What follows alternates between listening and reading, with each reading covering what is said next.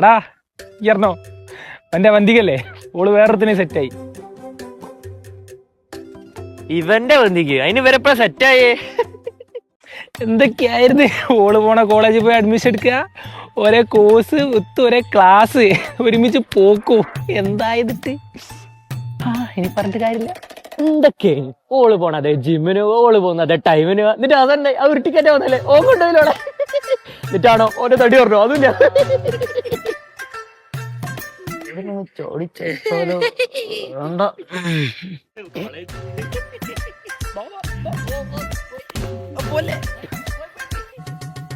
വാഴത്തോട്ടം വേണ്ട, വല്ല വയലിരുന്ന് മോങ്ങ ഒരു കാണണല്ലോ. എടാ എന്താ കരിയാണോ? അല്ല, എടാ ഇയോളെ കാര്യം ഇത്ര സീരിയസ് ആയിരുന്നോ?